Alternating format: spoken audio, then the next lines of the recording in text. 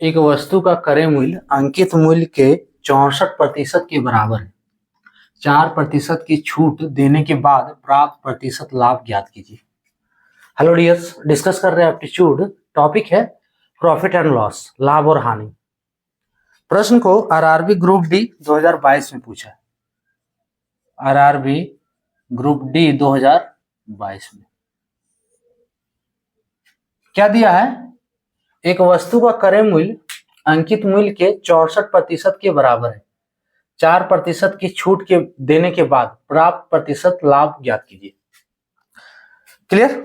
तो देखो क्या दिया है, वस्तु का क्रय मूल्य अंकित मूल्य के 64% के बराबर। उसके बाद जब इसको बेचा जा रहा है तो 4% का छूट दिया जा रहा है। लाभ प्रतिशत निकालना है, क्या होगा? इसके लिए हम सबसे पहले क्या करते हैं कि अंकित मूल्य मान लेते हैं 100 रुपये। माना अंकित मूल्य बराबर अंकित मूल्य, मार्किंग प्राइस जिसको कहते हैं, बराबर 100 रुपया। ठीक है। अब देखो क्रय मूल्य क्या है? अंकित मूल्य के 64%, तो कितना होगा? 64 रुपया होगा, है ना। क्रय मूल्य इक्वल्स टू क्रय मूल्य अंकित मूल्य का 64% है, तो 100 का 64% कितना होता है? 64 रुपया। नहीं आ रहा है? देखो इसका कैलकुलेशन देख लो। क्रय मूल्य किसका?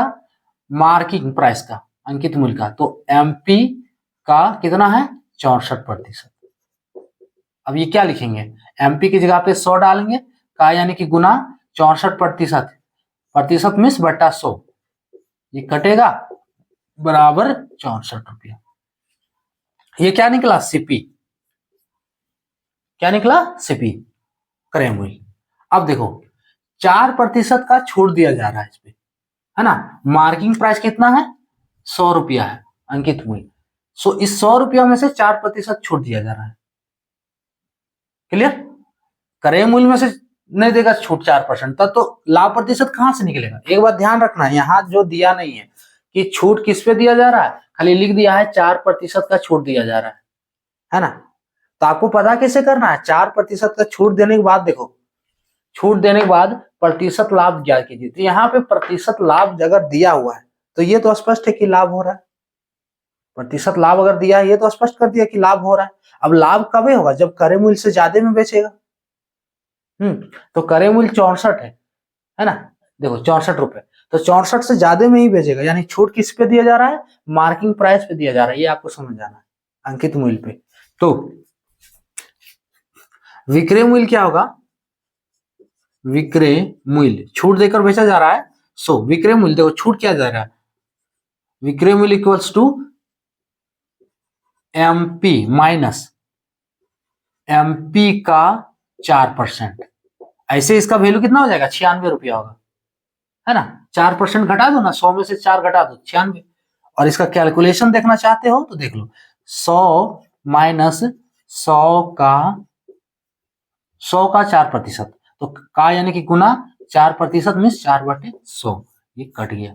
फाइनली क्या हुआ? 100 माइनस 4 बराबर 96 रुपया। ये क्या निकला? विक्रय मूल्य निकला। अब देखो क्रय मूल्य है 64 रुपया और विक्रय मूल्य 96 रुपया। लाभ बराबर क्या होता है? फॉर्मूला है ना। लाभ बराबर, विक्रय मूल्य को कहते हैं एसपी, सेलिंग प्राइस। लाभ बराबर,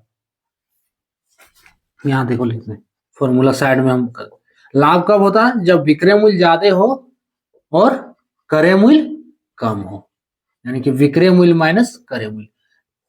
ठीक है, ज्यादा में बेचना है और कम में खरीदना है, तभी तो लाभ होगा।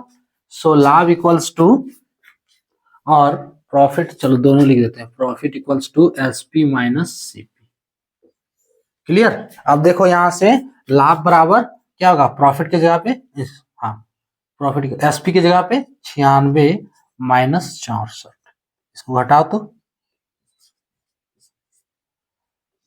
6 में 4 2, 9 में 6 3, है ना, 9 में 6 3, 32 रुपया लाभ हो रहा है। अब लाभ प्रतिशत निकाल सकते हैं, कैसे निकालेंगे? तो इसके लिए फॉर्मूला क्या है? देखो इधर साइड में देखो, लाभ प्रतिशत बराबर लाभ इंटू 100 बटे क्रय मूल्य, ये फॉर्मूला है। इस फॉर्मूले को यूज करना है। सो देखो यहां लिख देते हैं profit percent equals to profit into 100 by CP.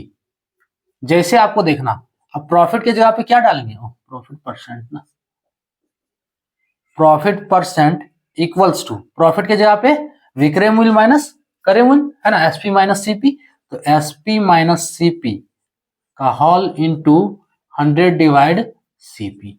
अब दोनों वैल्यू हमको मिला हुआ है, एसपी का भी वैल्यू देखो, अरे एसपी माइनस सीपी इसको काहे करना है, इसको करना ही नहीं, लाभ का वैल्यू डायरेक्ट तो निकाल चुके हम पहले ही ना, यही निकाल दिए। देखो लाभ बराबर एसपी माइनस सीपी यही की है ना, है ना, अरे profit equals to SP minus CP यही की है, तो हम यहाँ पे काहे एसपी माइनस सीपी लिखे। हाँ लिख भी दिए तो कोई दिक्कत नहीं, अगर ये लिख भी दिए हैं तो कोई दिक्कत नहीं है, ये वैल्यू तो निकला हुआ है ना 32 रुपया, तो 32 डायरेक्ट डालो, और ये लिखने का जरूरत नहीं है, प्रॉफिट डायरेक्ट ये जो आया है ना इसको डायरेक्ट लग दो, तो वैल्यू डायरेक्ट डायरेक्ट 32 इंटू 100, अब क्रय मूल्य कितना था 64 रुपया, 164।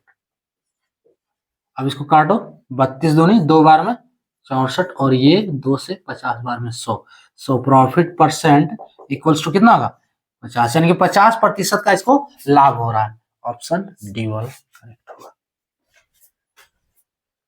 क्लियर। अब एक्स मानकर भी सॉल्व कर सकते हो, कोई दिक्कत नहीं, जो हम यहाँ 100 रुपया माने इसमें थोड़ा इजी होगा कैलकुलेशन, इसलिए 100 रुपया हम माने।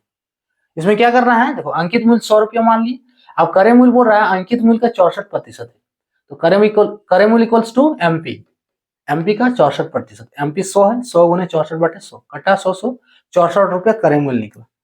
अगला है विक्रय मूल्य, ठीक है, कितना दिया देखो 4% का छूट दे रहा है, यानी कि एमपी माइनस एमपी का 4%, 100 माइनस 100 का 100 गुने 4/100, 100 100 कटा, 100 माइनस 4 बराबर 96।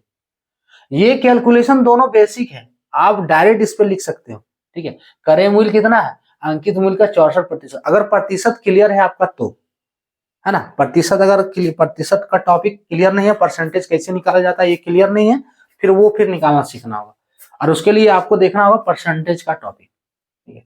और परसेंटेज अगर निकालने आ रहा है तो ये कैलकुलेशन करने की तो जरूरत ही नहीं है, ठीक है। क्रय मूल्य डायरेक्ट आप लिखो 64 रुपया, विक्रय मूल्य डायरेक्ट कैसे लिखो 96 रुपया। ये आप जब प्रतिशत निकालना जानोगे तो ये डायरेक्ट लिख सकते हो, ठीक है। तो और नहीं निकालने आ रहा है, डाउट है, तो फिर निकाल के थोड़ा देख लो। सो विक्रय मूल्य 96, अब लाभ बराबर विक्रय मूल्य माइनस क्रय मूल्य 32, हाँ प्रॉफिट अब निकालना है लाभ प्रतिशत, तो लाभ प्रतिशत बराबर लाभ गुने 100 बटे क्रय मूल्य, लाभ गुने 100 बटे क्रय मूल्य, लाभ कितना है 32, ठीक है, गुने 100 बटे क्रय मूल्य 64, काटेंगे इसको 50%, प्रॉफिट परसेंट इक्वल्स टू 50, यानी कि 50% का इसको लाभ हो रहा है। ऑप्शन डी वाला करेक्ट होगा। क्लियर। तो ये था टॉपिक।